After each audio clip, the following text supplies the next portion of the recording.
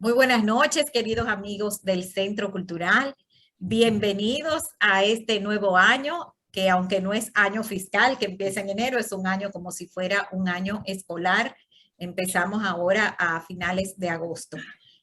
Nosotros ya echándolos de menos y añorándolos y buscando muchas actividades nuevas para ver qué ofrecemos este año, si le ofrecemos una programación aún más variada. Así que hoy conectamos con esta película alemana, un largometraje que si bien es verdad que dura aproximadamente 3 horas, personalmente a mí no se me hizo larga para nada. No sé qué opinarán los demás. No se me hizo larga, a mí me gustó mucho, así que voy a dejarlos en manos de Lenin Paulino, que es el coordinador de este Cineforum. Él es quien elige las películas y él es el que conduce este coloquio después de haberla visto. Bienvenido, Lenin, buenas noches. Bueno, gracias, Cecil. No vamos a decir como en el teatro, pero que tengamos mucho éxito en este nuevo reto. Como en el Un teatro, año no, por no puede decir delante. como en el teatro, no. Bueno, con una programación que promete, estamos súper entusiasmados, emocionados de volver a estar aquí compartiendo con ustedes. Les decía que yo también le extrañé. Los martes me quedaba como esperándole, pero sabía que cada una estaban disfrutando de buen cine, viendo películas, que espero algunas de esas joyas que ustedes hayan visto nos las puedan recomendar, porque esto es un espacio muy participativo y ojalá que la programación también ustedes puedan enriquecerla con las cosas que hayan podido ver en estos meses de vacaciones.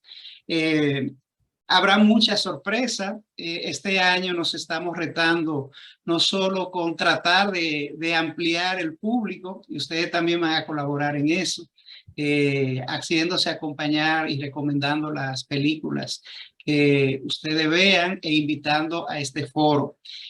También que la programación sea lo más diversificada posible, tanto en las categorías, en los géneros cinematográficos como en los contenidos, y que podamos tener dentro de esos matices un catálogo de películas clásicas, cine de autor, cine independiente, y bueno, desde luego las temáticas, los contenidos, los guiones que puedan generar debate, de manera que desde la experiencia de cada uno podamos enriquecernos. Y sobre todo que este diálogo que generemos esté enmarcado dentro de lo que son los valores, las actitudes, las utopías, y que contribuyan a generar una criticidad, no solo criticar la película, sino un pensamiento crítico que podamos transferir a nosotros, a nuestras comunidades, a nuestro país, señores, que podamos vernos en el espejo de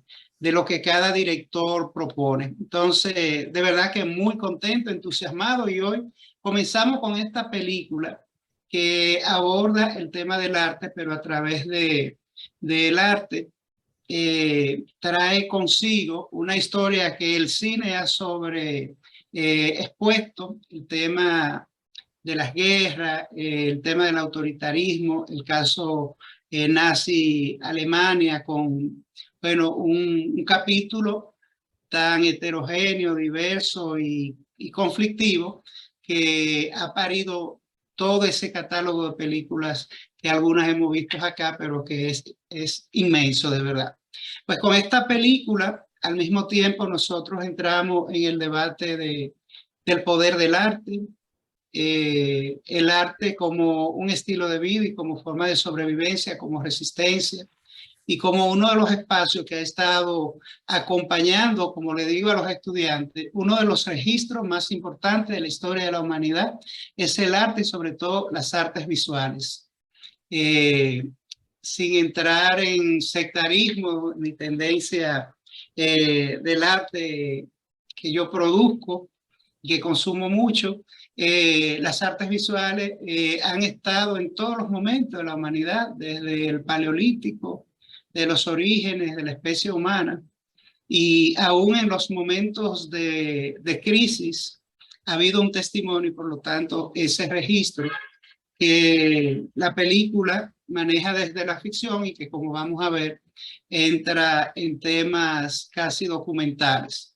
Una biopic, yo particularmente no soy amante de las biopic, la película no lo asume directamente el director, pero indiscutiblemente que es una biopic de un artista que vamos a abordar también acá.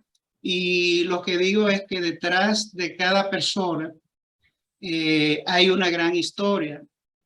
Y aquí voy a pensar en José de Saramago con su novela Todos los nombres. A unas personas más anónimas y que no trascienden, tienen una gran historia.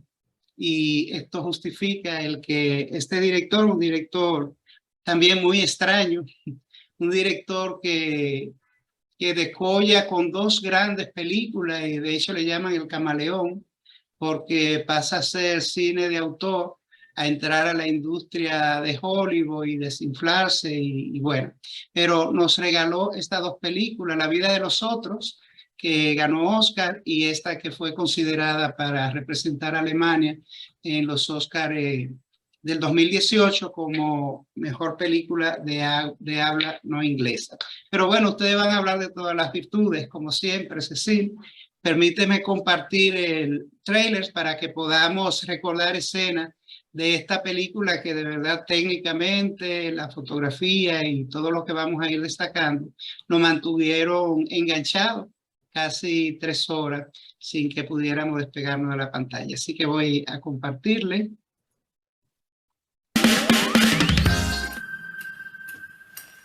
Zieh nicht weg. Nie wegsinken. Alles, was wahr ist schön. Tante Elisabeth, du blutest.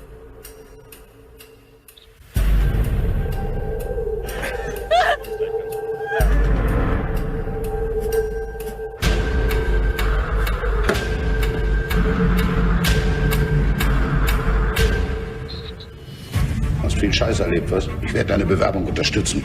Du erinnerst mich an jemanden. Würdest du mich gerne malen? Es ist viel zu leicht, dich zu lieben. Hier ist ein Mieter für einzelne Zimmer. Komm doch mal.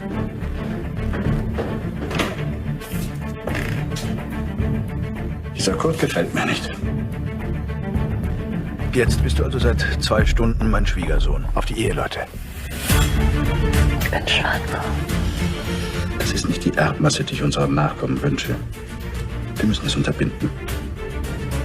Ein Arzt soll doch heilen. Er soll doch heilen.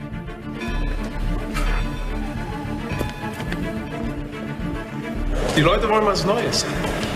Eine Idee. Deine Augen verraten mir, dass du mehr gesehen hast als wir alle. Mit 30 noch am Studieren. Als Mozart 30 war er tot. Kann er uns nicht einfach in Ruhe lassen?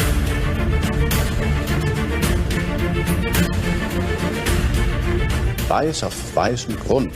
Ist das die neue Kunst? Fast niemand mag ein Foto von sich. Aber jeder soll ein Gemälde mögen.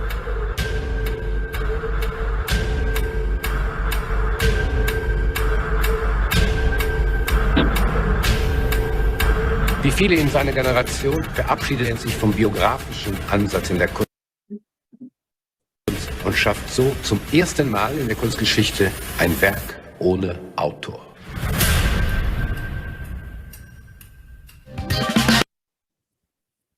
Bien, dejo de compartir. Aquí este tráiler nos muestra escenas, bueno, de diferentes momentos que nos dejan el sabor, el sentimiento de la película de manera cronológica y muy longitudinal. Podríamos hablar de que el tiempo de la película comienza en 1937 y termina en los años 60, cuando él logra hacer su primera gran exposición, que fue todo un fenómeno. A ver, como es parte del ritual de este espacio, ¿quién quiere romper el hielo? Vamos a ver.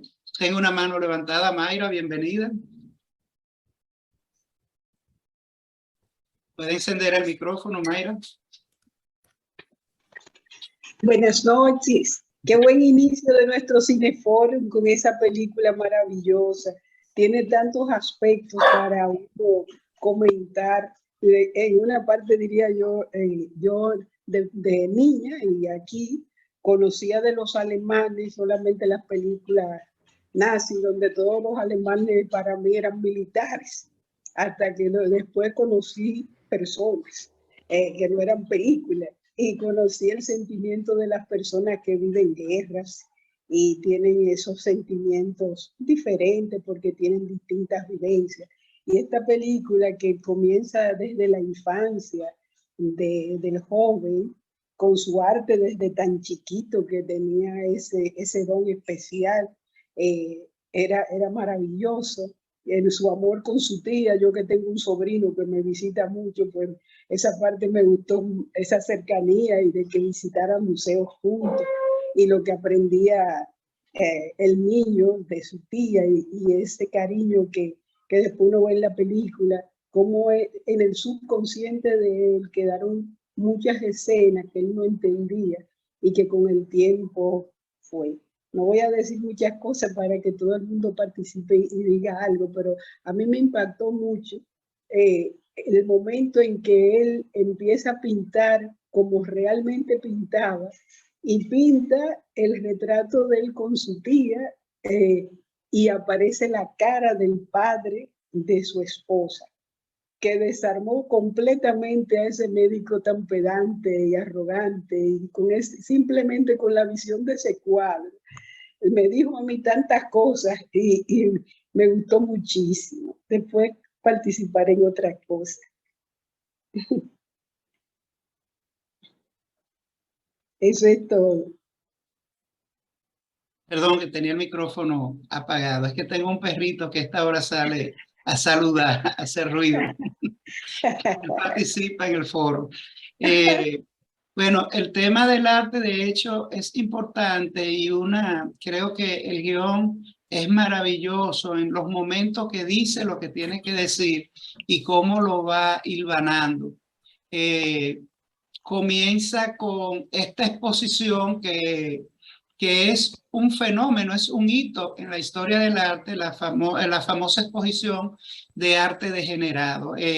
Comenzar con esto y cómo marca al niño y define la posición ideológica de la tía, porque esta exposición se hace para desacreditar el arte moderno, satanizar el arte moderno y de manera paralela, o sea, casi frente a frente, se presenta el gran salón del arte alemán. Entonces, esta exposición, que de hecho muchas de las obras que estuvieron ahí, las que no se quemaron, hoy forman parte de museos como el MoMA, por poner un ejemplo, artistas que trascendieron y que marcaron la vanguardia del arte moderno. Ahí vi un Mondrian ahí en la exposición. Sí, bueno, la lista es larga, por ejemplo, Marc Chagall, porque además estaba el tema racial, el tema ideológico, religioso, con los artistas judíos, por ejemplo, como Marc Chagall, Otto Dix, el tema de Pablo Picasso, que ideológicamente entraba en conflicto, Chorbret y sus experimentaciones, Gauguin.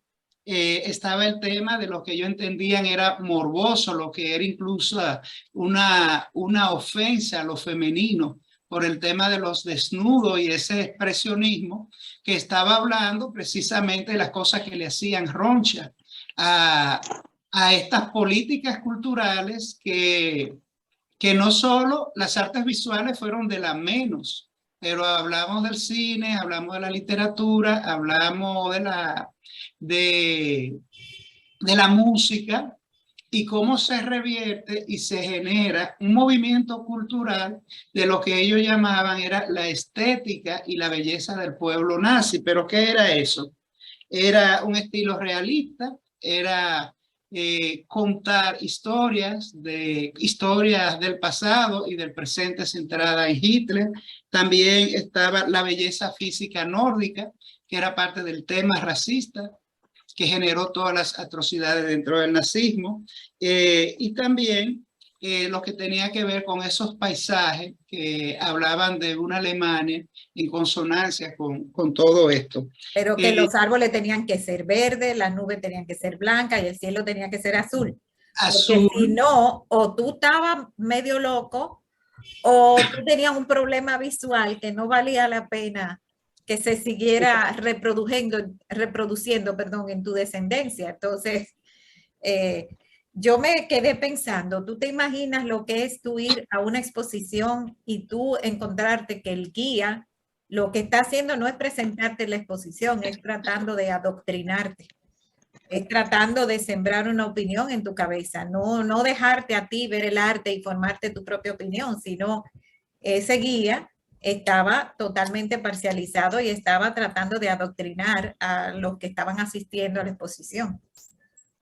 Bueno, el arte moderno, por supuesto. Bueno, es que se puso lo que se llamó esa gran exposición que se hizo desde el 37 hasta el 44, con un curador que respondía y desde luego armó todo un trabajo curatorial para ideologizar y desacreditar, porque era desacreditar. Ahora, esto no era una exposición con los criterios de museográfico de una exposición como tal, porque las obras estaban una arriba de otra en el piso, mal montadas, sin marco. Era desacreditar lo que se quería. Incluso la síntesis del texto curatorial de esta exposición decía, es una muestra fruto deforme de la locura, la vulgaridad y la falta de talento. Y entonces a eso se incluían dentro de los textos el intento judío bolchevique de intoxicar el gusto artístico del pueblo alemán. O sea, tenía unos fines. Y otro decía, es una ofensa a la feminidad alemana, es un arte obsceno, producto de la mente enfermiza y cosas como eso. Pero ¿qué sucede? Surgen dos cosas interesantes, que esta curaduría que se hace con una intención se convierte en la primera gran curaduría y colección de arte moderno. La exposición fue vista por más de 2 millones de personas. Y llama la atención que nosotros como país, esto era un equivalente a una bienal, lo que estaban haciendo. Tenemos la bienal más antigua de Latinoamérica, pero resulta que ¿quién hace la bienal? Trujillo, que comienza a ver el poder del arte, crea la primera bienal y lo hace justo en el 1942, paralelo con este fenómeno que está haciendo Hitler. Entonces es interesante hacer ese cruce. Yo busqué un videíto porque creo que ver algunas imágenes nos va a ayudar a entender el impacto en la tía y en el niño, y unas frases que fueron clave, que la tía le dice al niño, que fueron clave para el desarrollo del guión. Entonces, déjame compartirle este videíto. Años en el poder al frente de Alemania. En esta época, Adolfo Hitler ya mostraba algunos signos peculiares de su clara vinculación entre el discurso estético con el político. Sus tendencias artísticas enaltecían el neoclasicismo germánico y a la vez evidenció su odio y desprecio por el arte moderno. Hoy, en Un Minuto en el Arte, les contaremos sobre la exposición más famosa y controvertida de la historia, lo que los nazis denominaron como la exposición del arte degenerado.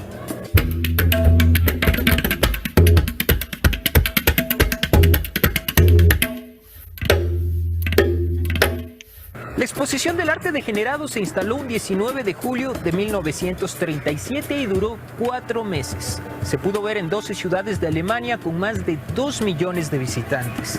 Fue la exhibición de arte más exitosa hasta ese momento. Pero tenía una peculiaridad.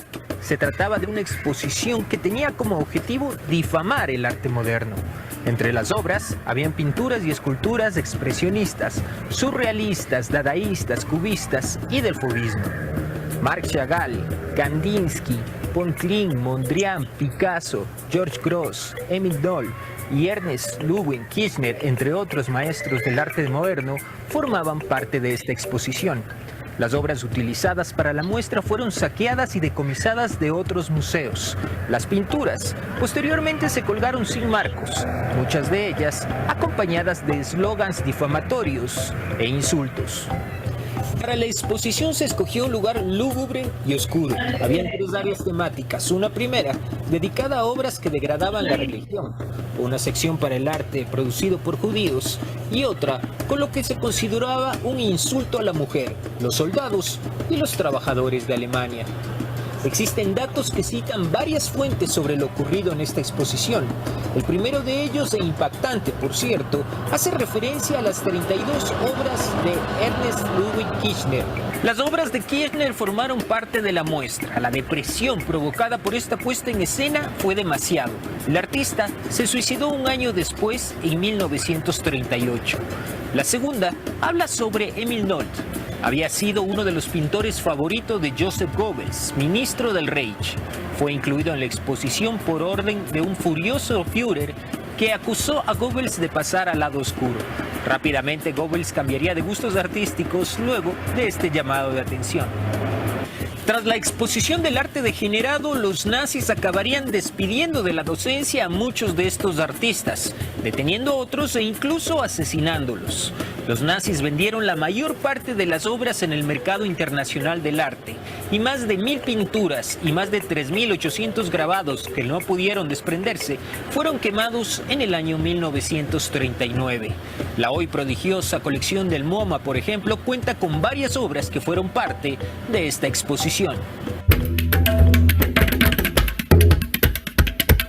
Bien, dejo de compartir. Perdón, voy a cerrar para... Bien, como decía Mayra, se da aquí algo que el psicoanálisis explica en la película, y es esa búsqueda no solo de su identidad artística, sino cómo a través de su búsqueda artística se reconstruye una memoria borrosa, que vamos a explicarlo más adelante cuando entremos en esa parte, y quedarnos con esto de la exposición, cómo la tía en secreto le susurra, pero a mí me gusta. O sea, cuando el guía está hablando y ella está fascinada, le dice, a mí me gusta. Y esta afirmación pone al niño en ese choque y esa contradicción de lo que le están diciendo, lo que está diciendo un sistema que para él es una autoridad, y lo que le está diciendo la tía, que al mismo tiempo de la parte afectiva es la persona con la que tiene ese vínculo que vemos que trasciende en el tiempo. Pero vamos a ver las manitas amarillas, a ver qué ustedes dicen. Yo he hablado mucho ya en todo este tiempo, así que cuéntenos los momentos de la película que quedaron con ustedes y que quieren compartir y tienen un punto de vista en particular. Cuando tú dijiste que la intención, ¿verdad?, era degradar ese arte moderno, sin embargo, lo que hicieron fue hacerle propaganda, por así decirlo.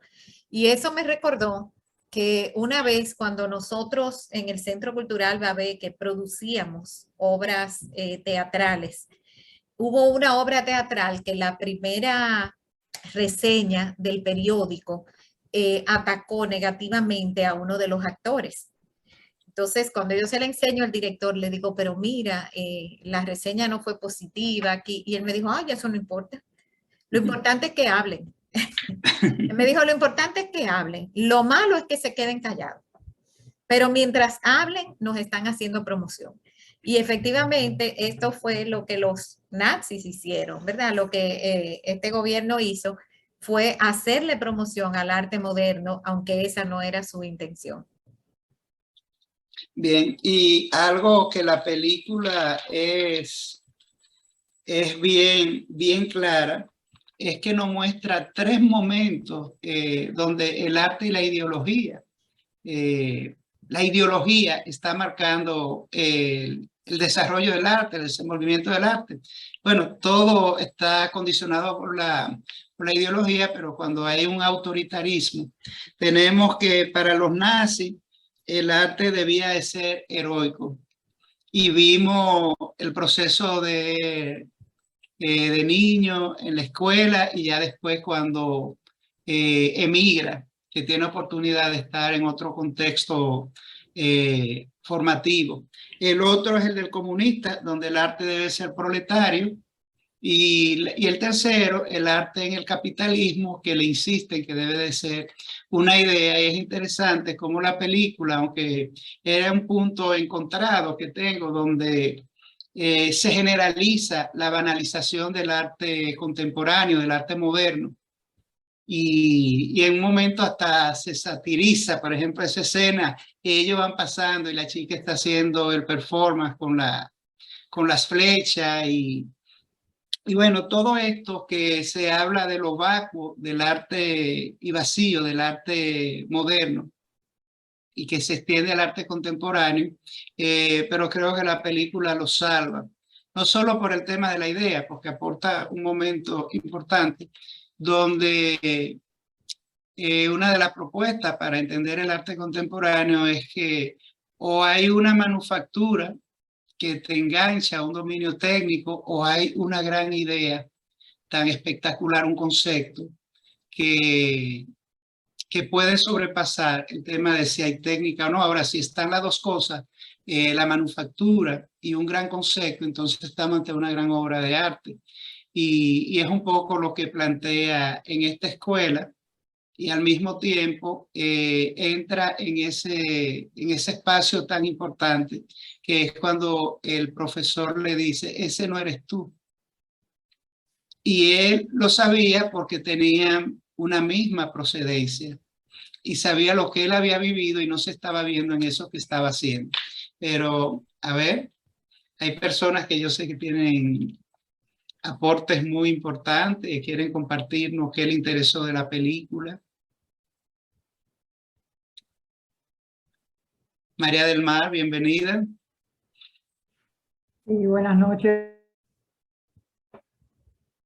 Pensé mucho en ti con esta película. Me encantó la película. La empecé a ver, yo cuando vi que era 3 horas y yo la estaba empezando a ver a las 10 de la noche, yo digo, wow, y yo aguantaré. Pues no solamente aguanté, yo quedé súper emocionada con la película. En ningún momento me dio sueño, en ningún momento al contrario, con una ansiedad permanente de continuar viéndola. Preciosa como dicen los expertos, la factura. Es bellísima la manera en que se manejan las imágenes, los planos, los árboles, la visión del cielo, de las calles. O sea, cuando uno en las primeras escenas de la tía, uno está mirando a través de los ojos de la tía. O sea, el procesamiento de las imágenes ahí es como si uno estuviera viendo a través de los ojos de la tía, de Elizabeth. Me parece un personaje precioso, o sea, sumamente sutil, tierno, y que dice muchísimas cosas solamente en silencio. O sea, entonces el niño sumamente expresivo, excelente actor, y la evolución de ese personaje, o sea, los 3 sujetos que lo representan, o 2 sujetos que lo representan, también excelentemente escogidos. Se ve, es una película que trata de las miserias humanas también, o sea, no solamente la miseria del nazismo desde el poder, sino la miseria del oportunista, del corcho que se mantiene en vigencia en cada uno de los sistemas.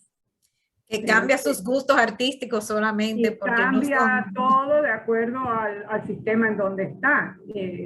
Muy bien representado, muy bien manejado eso. Y es verdad, cuántos corchos no existen, cuántos oportunistas no existen. Y es lógico que en un sistema como ese, para sobrevivir, todo el que fue nazi, o sea, no fueron exterminados los nazis. Los nazis siguieron conviviendo con todos nosotros en Europa, en América y en todas partes. Y se aprovecharon de muchísimas condiciones que previamente habían negociado, ¿no? Entonces, la representación de este doctor muestra efectivamente lo que ocurrió con muchísimos representantes, porque un dictador no es el que mata, o sea, no es solamente, el que mata no es solamente el dictador, el asesino no es solamente el dictador, el malo no es solamente Hitler, ¿no? No es solamente Goebbels, no es solamente Himmler, o sea, hay toda una serie de mandos medios que son los que representan frente a la población y trabajan frente a la población ese tipo de régimen. Entonces, este señor, esta historia de este doctor magnífico, súper dotado, que puso a la ciencia al servicio del mal, de la maldad, y lo hace hasta el final, inclusive hasta con su propia hija. O sea, lo que habla de cuán fuerte es el pensamiento, cuán fuerte es la ideología, porque él precisamente no quería tener un nieto descendiente de esta persona que él se dio cuenta desde un principio, bueno, si es artista, si tiene estas condiciones, lo más probable es que tenga una situación anómala, ¿no? O sea, él dedujo por su ideología eso, y a partir de ahí, de ese prejuicio, trabaja todo el proceso de... Y acuérdate que él era hijo de un hombre que limpiaba pisos. Ajá. Eso era totalmente y ese señor, desagradable para él. Ajá. El padre de este chico, fíjense que él es la representación del hombre que era un profesional y que primero en el nazismo y luego en el comunismo es echado de lado, por eso es que se suicida. O sea, la sociedad, las dos vertientes extremas, lo degradaron y lo dejaron a un lado, lo echaron a un lado. Y él es como el antípoda del doctor. O sea, el padre de este muchacho es el antípoda generacionalmente, lo opuesto al doctor. Creo que esos personajes están muy bien trabajados. El joven como artista también, buenísimo. Me encanta no solamente la parte en que él está, bueno, ejercitando su mano, o sea, el artista tiene que ejercitar su mano, que es lo que hace cuando empieza a hacer realismo socialista, ese gran mural que lo mandaron a hacer y que él está trabajando sobre él lo que está es ejercitándose, manteniendo el oficio, manteniéndose del oficio y manteniendo el oficio, manteniendo la habilidad. Pero él era un artista en ciernes, pendiente de desarrollar su propio lenguaje y pendiente de desarrollar lo que iba a decir, cuál iba a ser su obra, que es lo que vemos al final. Tú sabes que yo entendí, ¿verdad? En un principio él no quería aceptar ese mural. No, para nada. Pero es cuando su esposa cuando la chica queda embarazada. Claro, por responsabilidad. Él lo acepta porque entiendo que capitula porque necesita el dinero. Fíjate que le habían dicho, pero te lo van a pagar bien. Sí. Como quiera estaba atrapado en ese sistema, él no podía salir. Fíjense la tensión del momento en que cruzan la frontera, que efectivamente la cruzan previo a la disposición de la cortina de hierro. Eso fue un día previo a eso, que ya había la tensión. Bien, la película es buenísima, yo la recomiendo y la podría ver varias veces. Eso pienso yo, que es una película para verla más de una vez.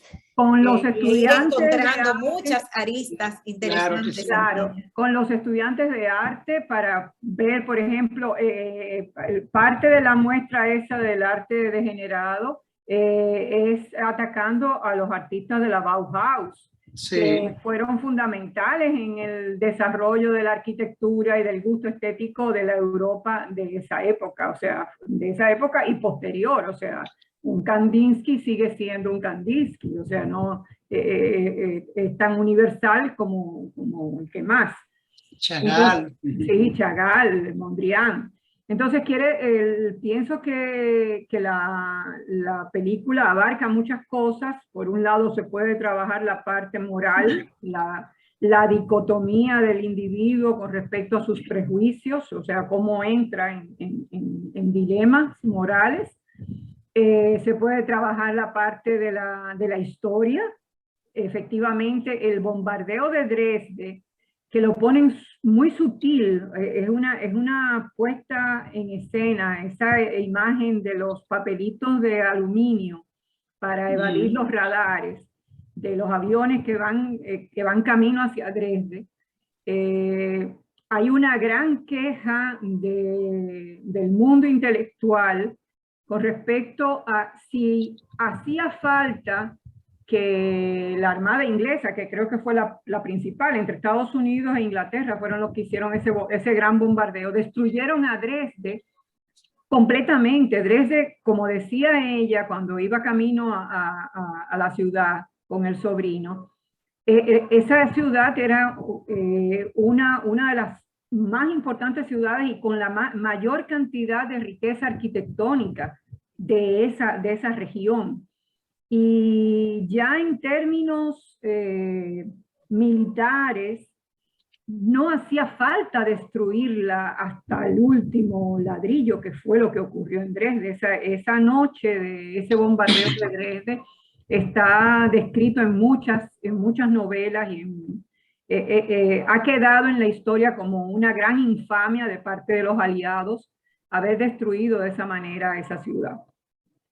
Entonces se puede trabajar el tema de la historia, ¿ya? Como hay cosas que se hacen por venganza, o sea, que no es un objetivo militar, no es un objetivo ya estratégico fundamental, no hacía falta hacerlo y sin embargo se hace. Entonces se puede hacer ese trabajo en historia de cómo fue que se dividió toda Europa a raíz de esa Segunda Guerra Mundial. Se puede trabajar, bueno, en cantidad, se puede trabajar la estética. Creo que la película da para tantas cosas, de las relaciones familiares, del amor de los padres por los hijos, cómo se pueden distorsionar los amores a los hijos, ¿no? Y el cuidado a los hijos, cómo tú puedes, en tu afán de cuidado, dañar. Así que es riquísima, excelente escogencia, muchísimas gracias, de verdad es preciosa la película. Muchas gracias. Bien. Gracias, María. Bueno, María abordó muchas cosas. Yo no quiero desaprovechar entrar en el universo del antagonista, del doctor, el padre, que le llamaban también el maestro. En ese personaje está encarnada todas las estrategias a nivel de lo que fueron esas acciones centradas en cuestiones biológicas. Y él es muy coherente en este tema. Mira que él es el que hace todos los tipos de prácticas en el que la tía es sacrificada. Y todos esos métodos de tortura que incluso transfiere a su hija. Y es por un tema de quién va a ser mi descendiente. Y ahí hay una parte donde se ve la concatenación de la maldad cuando él dice, su padre limpiaba escaleras y se suicidó, yo no quiero que mi descendiente tenga estos genes. Y entonces vemos que él le busca un trabajo de limpiar escaleras. Incluso en un momento pasa y le dice, entendí no prudente presentarte, pero yo me pregunto, ¿no quería él quizás producir un suicidio? Verificar si el muchacho iba a hacer lo mismo del padre y una manera de quitarlo, desmoralizarlo a un nivel de que también se suicidara como el padre. Pero algo interesantísimo es cuando hablamos de que la película no solo habla del poder del arte, sino de los poderes y cómo llega un momento, y esa parte es sumamente interesante, cómo el guión lleva a desarmar a este hombre con el poder del arte, porque quien lo desarma es la pintura. En el momento que él mira la pintura blanco y negro del niño señalando a un nazi, y por ahí está su retrato y esto lo desploma. Entonces aquí vemos, esto era como una confrontación de poderes y cómo el poder del arte lo desarma. Entonces vamos a escuchar a Tamara, que tiene la mano levantada, y vamos a seguir explorando en otros universos estéticos, políticos y bueno, muy ideológicos de la película. Adelante, Tamara. Buenas noches.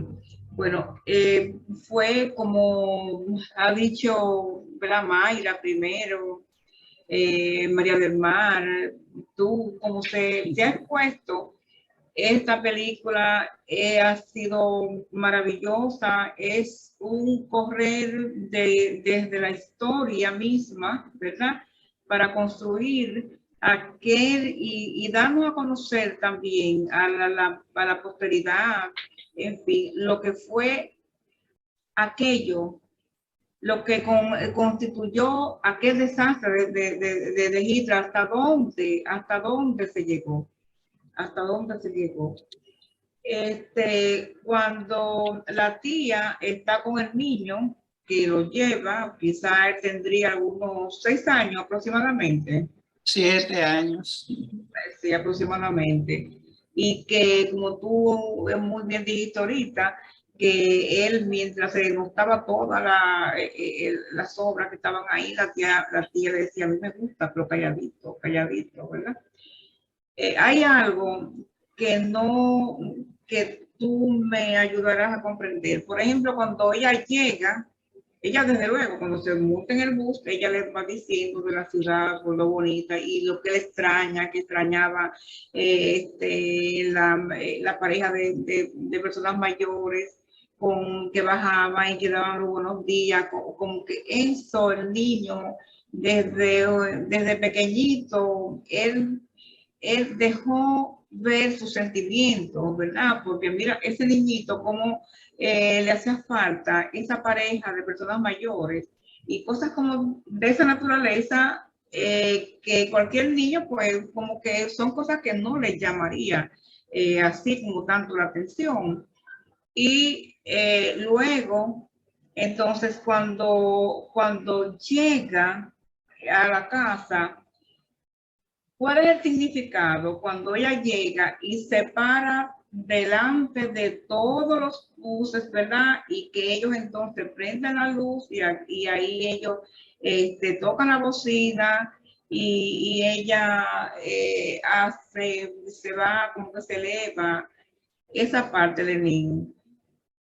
¿Por qué los buses, ¿verdad? Le prenden a ella como de una manera muy especial? Las luces, todo a su vez, al unísono, y entonces tocan esa bocina que para ella conformaba como una melodía y que ella se elevaba, podríamos decir. Bien, bueno, esto es muy abierto. Yo conecto, ella era artista, recuerda, ella tocaba el piano. Y voy a aprovechar después para hablar de unos puntos de arte y liberación que se expresan a través de ella y después de la relación de él con la chica, y que al final la película cierra cuando él termina replicando este momento. Yo no quiero, desde mi percepción, porque es un discurso muy abierto y que conecta un poco con el sentido de libertad de ella. Yo lo conecté con su sensibilidad artística, pero me gustaría ver si alguien tiene, antes de yo seguir hablando de mi punto de vista, usted ¿por qué piensa que se destacó esta escena? Que incluso uno le genera muchas preguntas, o sea, ¿qué influencia tenía ella para lograr que en un momento de tanta represión y control pudiera de darse esa escena que generaba ruido y implicaba que todos los autobuses se pusieran en sintonía. A ver, Tamara, ¿usted qué piensa? Bueno, es lo que te digo, lo que pienso, que ella se elevaba, como por lo que tú acabas de decir, era artista, entonces lo que no sé por qué era la acción de todos los buses, pero hacia ella, de todas maneras. El momento de cuando ella está tocando el piano, que toca desnuda, eso fue algo tan artístico, tan hermoso, que luego él le dice a su esposa, embarazada, que se parara en la escalera también para dibujarla. Y les pone precisamente en la galería. Les pone en la galería, ¿verdad? Eso fue algo de que le impactó. Y de hecho, el niño también, él de niño, pues trazó también, hizo trazo, ¿verdad? De un dibujo, vamos a decir también de desnudo. Y la verdad es que cuando los padres llegan y que la ven a ella así, pues entonces ellos buscando una salud para su hija, entonces hay que ver ya lo que se ha hablado, la parte triste de cómo se la llevan, de cómo y cómo ella en el momento mismo que se la llevaban, porque ella leyó el informe, y cuando en la reunión de los militares, de los médicos, en fin, que ellos le dijeron, el bolígrafo azul tiene una connotación y el rojo es para eliminarla, porque son personas que están en la procura de la raza pura, y no se quería entonces que saliera nadie con especial, vamos por decirlo así, ¿verdad? Nadie especial, porque no servía, no podía tener descendencia, en una palabra. Y hay que ver cómo ella se abraza, cuando ella llega, ella se fijó primero y le hizo algunas preguntas, ¿verdad? Que el doctor se quedó asombrado, eso le impactó. Y se fija en el retrato también, donde está la hija de él, y le pregunta que si le gusta el arte, y ella ve a través de o sea, ella percibe que su hija no estaba para el arte, que su hija no tenía esa sensibilidad, y así se lo expresa. Entonces ya en el momento mismo que la van a buscar, ella se abraza de él y le dice que ella es su padre, que la vea como su hija, que es su padre, en fin. Pero bueno, ya sabemos todo lo que pasó, aquella escena desgarradora, yo me erizo todavía, aquella escena desgarradora de cuando ya la llevan, ¿verdad? Las reúnen a todas las personas que van a sacrificar. La verdad que es una película, es bonita, es conmovedora, es histórica, es realista, y al final, para ya no alargarme tanto, ¿verdad?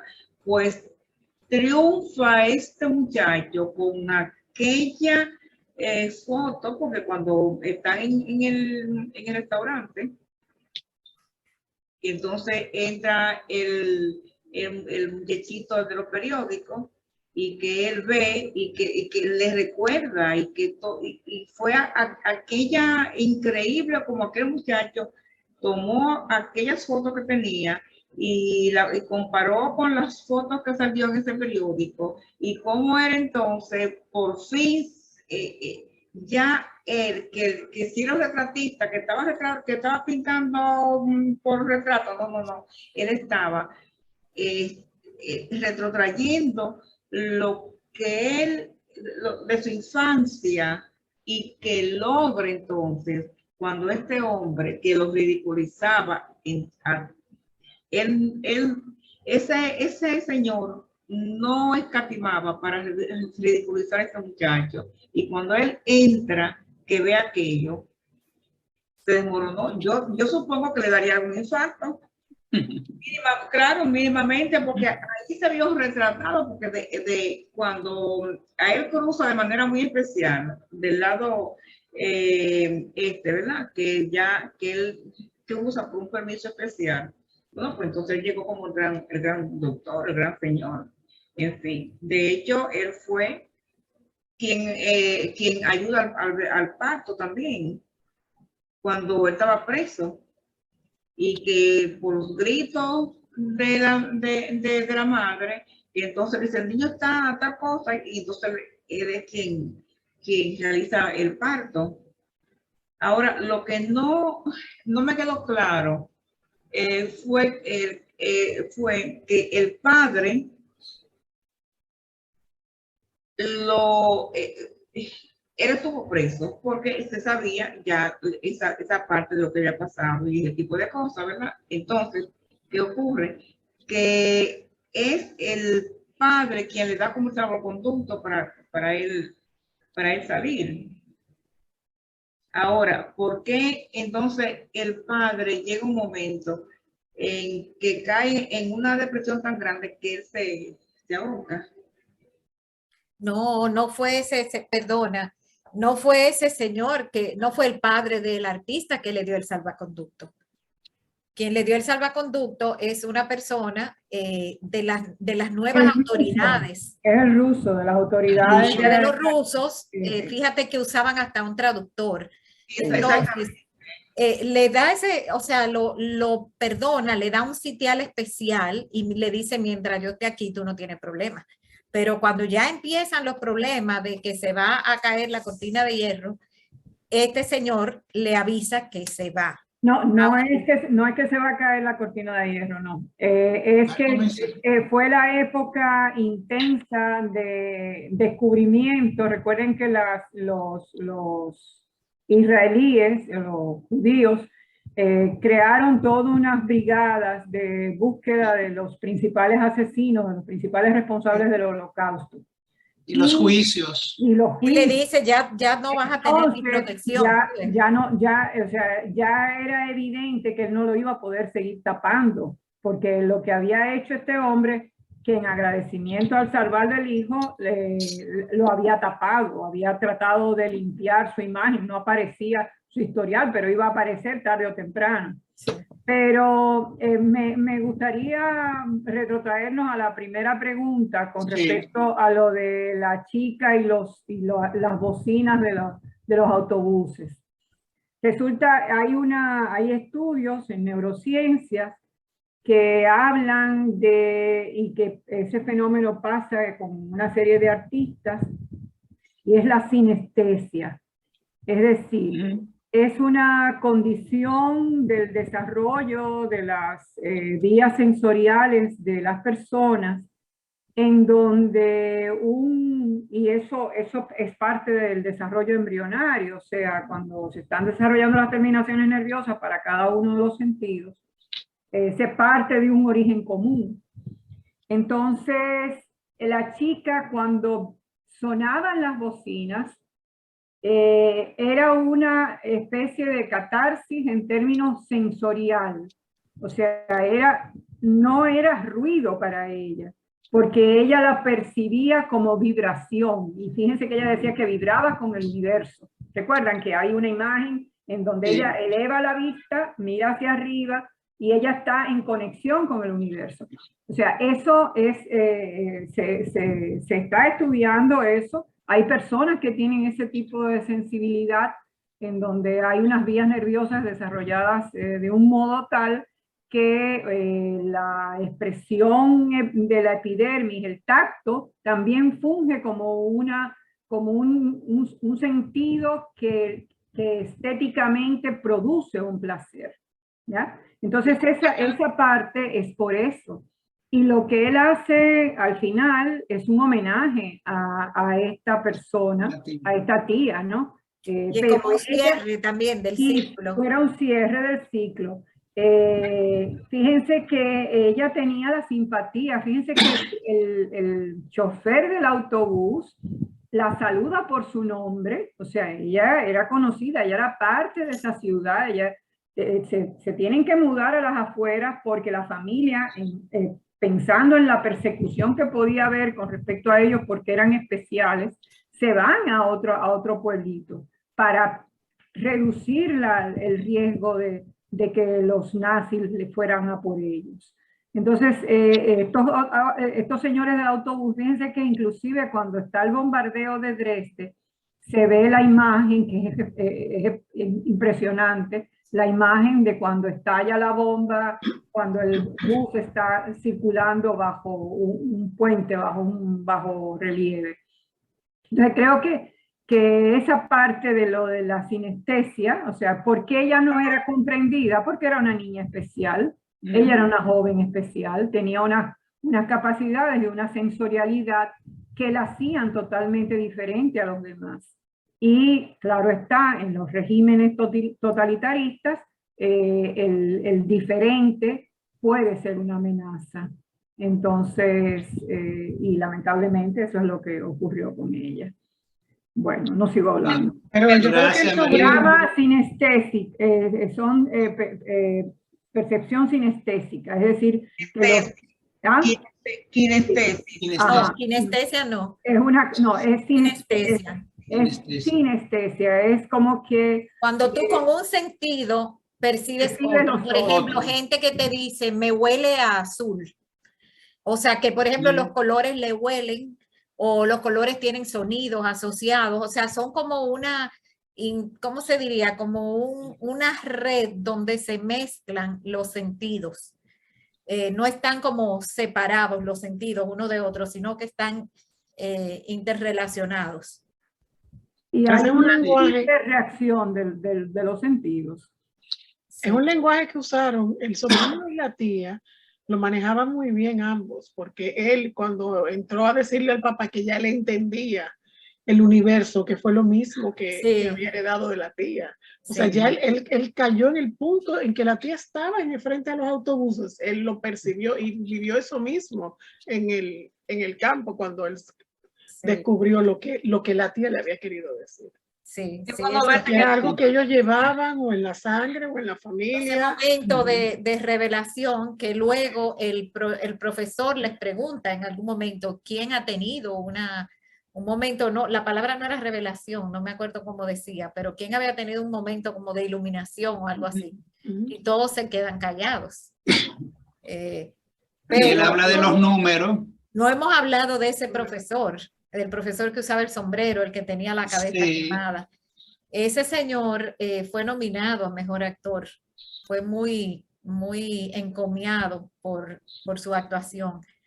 Y entiendo que los actores, especialmente los masculinos, me parece que son todos de primera categoría, tanto el artista como el doctor, como ese profesor. Hasta el mismo padre proyecta como una humildad que no es fácil, entiendo yo, de proyectar como actor. Y el doctor de primera, ¿Perdón? Sí. El doctor de primera. Y la película estuvo muy bien concebida y muy bien realizada y actuada. Tú sabes que a mí me queda una duda al final, si ese cuadro de él con su prima, que aparecía la cara del médico, ¿no? Del suegro, en un lado, si eso había sido intencional o no, porque por un momento me parece que él lo vio por primera vez cuando una ventana se mueve, cuando una ventana se cierra y luego él la empieza a abrir y cerrar para ver el efecto que causaba en la pintura, pero a mí me quedó en duda si eso había sido hecho intencionalmente, que esa cara estuviera ahí, se viera solamente en algún ángulo o en alguna luz especial, o si fue algo que salió como del subconsciente y estaba ahí. No tengo idea, Lenín, ¿qué te opinas sobre eso? Mira, eso fue bueno, tenemos que hablar ahí de varias cosas.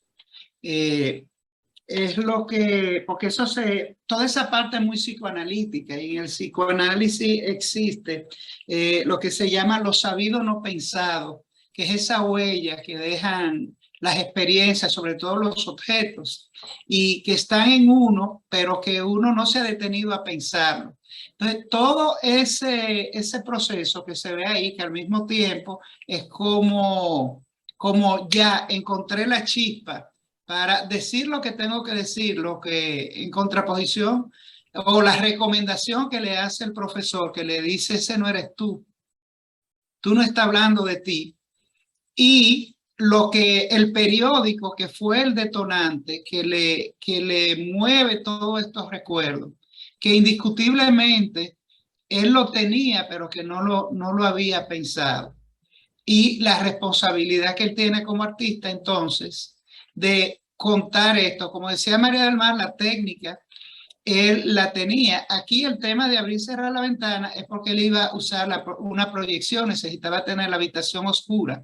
Y entonces el director, y no hemos hablado de la fotografía, excelente, él permite jugar esto, pero ahí viene el tema de la mano, cuando se llevan la tía, y entonces él comienza y trae esto que él sabía, pero que no lo había pensado, a jugar con la luz del proyector, y genera esto que todo el mundo se maravilla, los compañeros, el director, incluso el compañero que se veía que no tenía talento, pero tenía dinero, se ofrece para ser su galerista y le montan esta exposición. Pero ¿qué era lo otro que teníamos que hablar? Cuando decíamos al principio que era una biopic, el director no lo dice abiertamente por algo que pasa con todas las biopic, no solo sobre todo la de arte, es que si no tenemos los derechos del artista que estamos hablando y de sus obras, quizá del artista, pero no los derechos de las obras, se le vuelve un libro. Lo hemos visto en la película de Picasso, con la de Dalí, con todas las biopic que incluso aquí hemos puesto, que las obras son recreaciones. Pero existe un artista que coincide 100% su historia con lo que cuenta la película. Y yo buscando las obras de este artista, se hace una recreación. Ahora, ¿qué es importante? Los detalles que da la producción. Cuando él hace esto, que vela, que él hace una fotografía blanco y negro, y alguien viene y le dice al compañero, entonces ahora tú estás haciendo fotografía, pintura a blanco y negro. Y además el prejuicio de que ya la pintura está muerta en la modernidad, que es lo novedoso. Él decide hacer pintura a blanco y negro, pero así, bueno, ¿qué sentido tiene tú hacer pintura de una fotografía? Entonces ahí él hace el borroso, como esos pensamientos están borrosos en él, y pasa la brocha. Pero ¿por qué puede pasar esto? Porque él está pintando a óleo. El óleo dura un tiempo en secar. Si fuera acrílica, esto no hubiese podido ser. Y entonces él con la brocha seca, y ahí viene un poco del tema, que la película es muy rica, por eso hay un contexto, hay un método, hay una técnica y hay una intención comunicativa, que es toda la estructura con la que podemos tener una buena relación con el arte. O sea, vemos el proceso, su proceso creativo, en tensión constantemente, los murales que hizo. Entonces, este artista existe, está vivo. Incluso esta exposición a la que la película hace referencia, después de la exposición, él quemó todas las obras. De hecho, en la película se ve una llama, se ve un fuego, no lo dice. Él quemó todas sus obras, y en la entrevista él dice algo. Después de esto que viene, él dice, no, yo no explico mi obra, y esto le dice, ¿qué viene? Dice, vienen unas tablas de colores. Entonces, a partir de ahí, él cumplió con esa cuota, o sea, viendo el perfil del artista, en el que es el personaje, que es la historia de él, porque estuvo la tía, se casó con la hija de quien torturó a su tía, o sea, es una biopic. En todo sentido, se llama Gerard Richter, ese artista. Exacto. Sí. De hecho, este hombre se vuelve un camaleón. Y está el otro tema que no debemos dejar pasar, el tema del santo exilio, como se le llama a estos exilios políticos. Y lo que pasa después, cuando salen, a él le borran los murales, pero recordemos, bueno, vimos el año pasado la historia de Nureyev, el bailarín ruso, y hace un tiempo vimos el último bailarín de Mao, Li Chuxing. O sea, ¿qué pasó cuando el artista ahogado dentro de este sistema tiene que exiliarse? Pero ¿qué pasa en el contexto que se deja? Entonces, también referirme al desnudo, hermosísimo, los desnudos, las escenas eróticas, apasionadas, pero muy bien tratadas. Hay una imagen que para mí se quedó como una joya fotográfica, que es el desnudo azul de ella en una parte que él le dice no te muevas, que él está abrumado y que ella está encima. O sea, ese hilo azul que le dibuja la silueta y ese fondo oscuro, o sea, una fotografía espectacular. Y desde luego el desnudo, que comenzamos a verlo con la tía y que después se continúa trabajándose en la relación con la que va a ser su esposa, es como en un momento el pelo, un símbolo de libertad y de resistencia, de ruptura, o sea, la desnudez, la ruptura y sobre todo si es voluntaria a las represiones. Y eso ha sido un fenómeno en todos los países donde ha habido dictaduras y dictaduras muy cerradas, que sobre todo el arte se vuelve sumamente liberal, tanto en el lenguaje como en la desnudez. Y ahí estamos hablando de España específicamente. Oyendo ese comentario último que usted ha hecho de que la desnudez es algo de la represión. Quizás por eso es que la mamá, porque a mí me chocó eso, que en esa época el comportamiento y la forma de pensar de la mamá, que aceptó ver que el novio estaba saliendo en desnudo desde la ventana de su hija, en ese contexto es algo chocante. Entonces, quizás por eso fue que la mamá aceptó ese tipo de relación, porque la reprimida era ella, porque él tenía en su propia casa, tenía al amante. Entonces era un reflejo de la represión. Yo pienso que fue como un tipo de venganza para su esposo, a pesar de que no sea lo más. Pero realmente al esposo no le hacía nada porque ni siquiera se enteró la hija que el novio y la mamá lo sabían. En un principio. Sí. Yo no la terminé de ver la película, nada más la pude ver hasta la mitad. Ahora pienso ver la otra mitad. La hija decía que su mamá era muy ingenua, decía que su mamá era ingenua. No se da cuenta de esas cosas, ¿verdad? El papá sí, porque el papá de una vez se llevó. La mamá se daba cuenta, porque cuando él volvió a la habitación, la mamá sabía de dónde él venía. Sí. No solamente eso, la mamá es la que lo presenta y permite que él vaya a vivir a la casa. O sea, la mamá sabía y estaba dándole un espacio de libertad a su hija. La mamá le abrió la puerta, claro, viéndolo todo, aún sabiéndolo. Claro, precisamente, porque es que lo que ella no tenía, esa libertad y el amor, porque este hombre no la amaba. Me cayó vivo. Quería sin ningún rasguño. Ahora hay que tocar la parte de, bueno, la obra, la exposición ya final de él y el galerista con el crítico de arte, haciendo la explicación de la obra de él.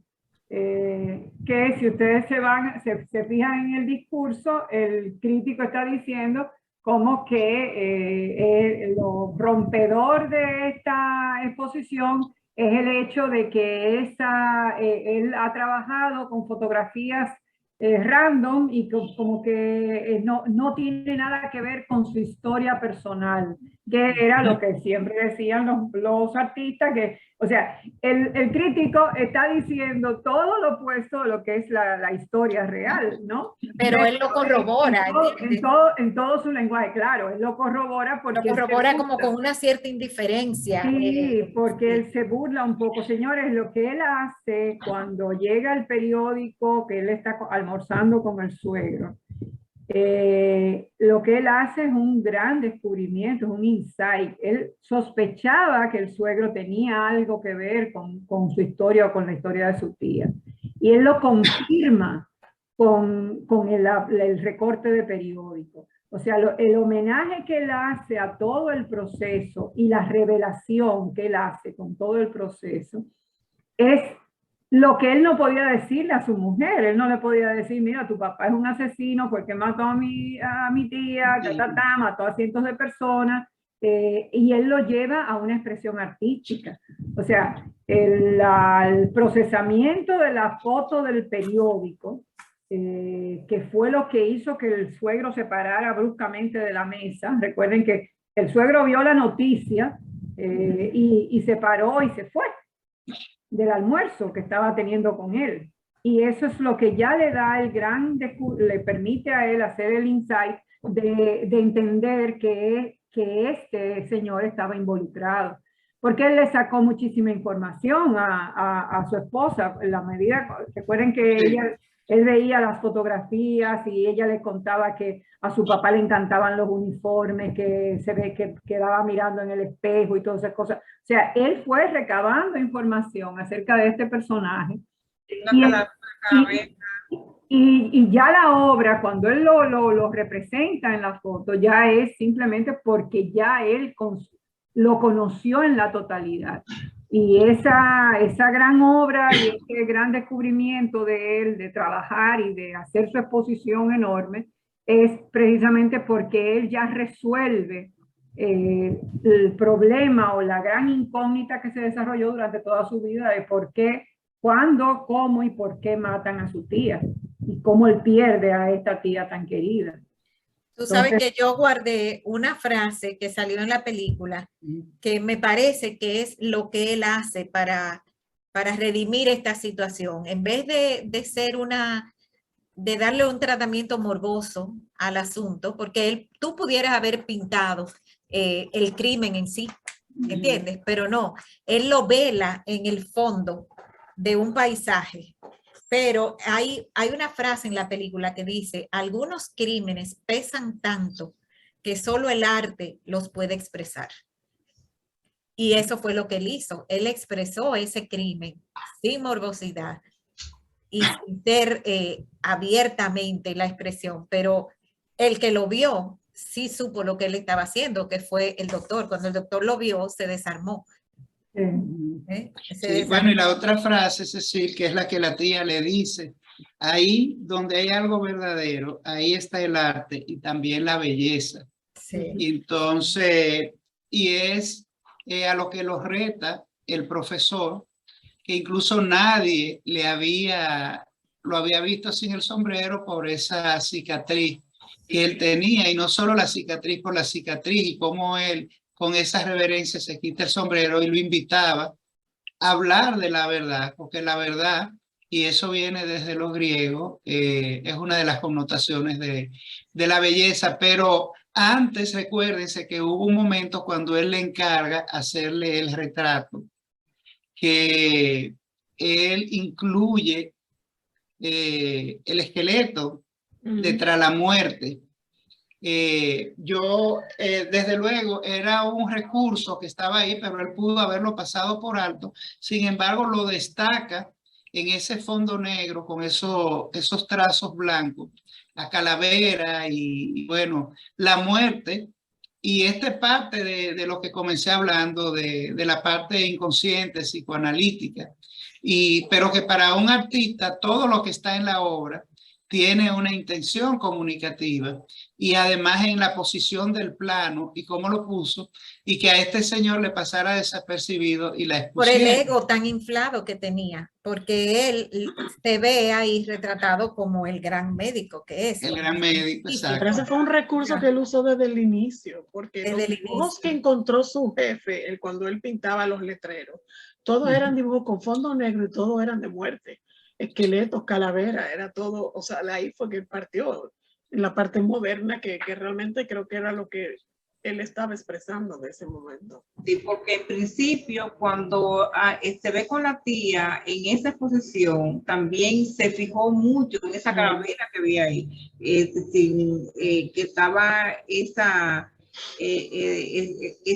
parte, y él se quedó mirando aquello. Fíjate que a él le preguntaron si era él en la foto con esa mujer y él lo negó. Él lo negó. Pero él, claro, yo entiendo que él sí sabía que era él, ¿no? Él sí sabía que era una foto familiar, sí. Pero yo entiendo que la película tenemos que verla otra vez. Hay muchas cosas que cuando uno la vea por segunda vez probablemente van a calar mejor y vamos a entender mejor y vamos a poder encadenar mejor. ¿Tú te acuerdas cuando hicimos el Cineforum de, ¿cómo se llamaba la del perro? El poder del perro. El poder del perro. Sí. Que yo la vi como 4 veces esa película, y mientras más la veía, más cosas le encontraba, más me gustaba, más sentido le encontraba a cada decisión que ese director tomaba. Y me parece que con esta película probablemente pasaría lo mismo, que nos iríamos como entendiendo mucho más la intención del director si la vemos por una segunda vez. ¿No? Y con todas esas explicaciones que hemos tenido en esta noche, pues entonces ya cosas, ¿verdad?, que uno quizá pasó desapercibido o que no entendió en el momento, pues entonces ya, sí, de verdad, como tú acabas de decir. La película era larga, esa película viene desde la infancia de él, o sea que en su infancia solamente tiene imágenes que se le quedaron impactantes porque fue una infancia con tantos acontecimientos que para un niño eran inexplicables. Y a mí me parece que a través de su vida, de su vivencia, él fue descubriendo como adulto el significado de lo que él vivió atrás. Porque cuando era pequeño no sabía que a una persona la desaparecían por estar loca o ser anormal o lo que fuera. Él no lo sabía. Pero en la medida que iba creciendo dentro de esa sociedad cerrada, él fue entendiendo y a través de la pintura expresándose. Y es así como lo veía yo, que también cuando él conoció a la que fue su esposa, le recordaba a su tía, porque se llamaban igual, ¿sabes? Se llamaban Elizabeth. Se llamaban igual, y cuando él le pidió que apareciera desnuda, recordó la imagen de su tía en el piano, porque tenía que haber sido impactante para él como niño, era su tía desnuda frente a un piano, cuando una época donde la gente era un poco más recatada. Y esas cosas, pero se le quedaban como imágenes fijas y él como que fue encadenando una cosa con otra ya en su mente adulta, y como artista pues fantástico.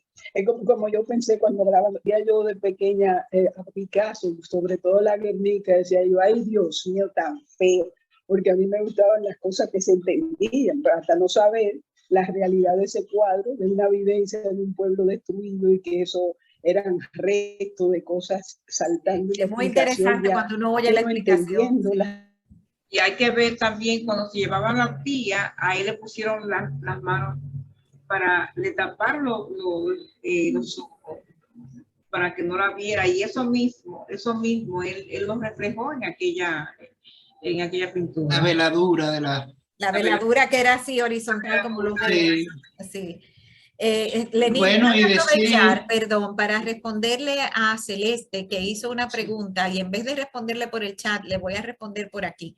Celeste pregunta si no tenemos una lista de las películas que hemos visto, como para que les sirvan de guía. Y yo te diría, Celeste, que entres al canal de YouTube, O otra forma que puedes hacerlo es entrar a nuestra cuenta de Instagram y vas dando para atrás y vas a ir encontrando todas las películas que hemos ido sugiriendo para los Cineforum. Nosotros tenemos ya, así desde lo que hemos hecho virtual, grabado, alrededor de 120 películas. Ay, Dios santo.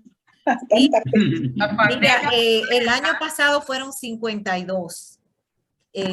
Y no, perdón, 48. 48. Sí, y este año creo que fueron 49. Bueno, me excedí, pero que nosotros no tenemos solamente 2 años así, ¿entiendes? Tenemos un poco más de 2 años. Entonces, tanto en el canal de YouTube puedes ir viendo las grabaciones de los Cineforum y ahí ves cuál es la película, o simplemente entras a la cuenta de Instagram y ahí vas a ir viendo todo lo que nosotros vamos anunciando y eso te sirve de guía para las películas.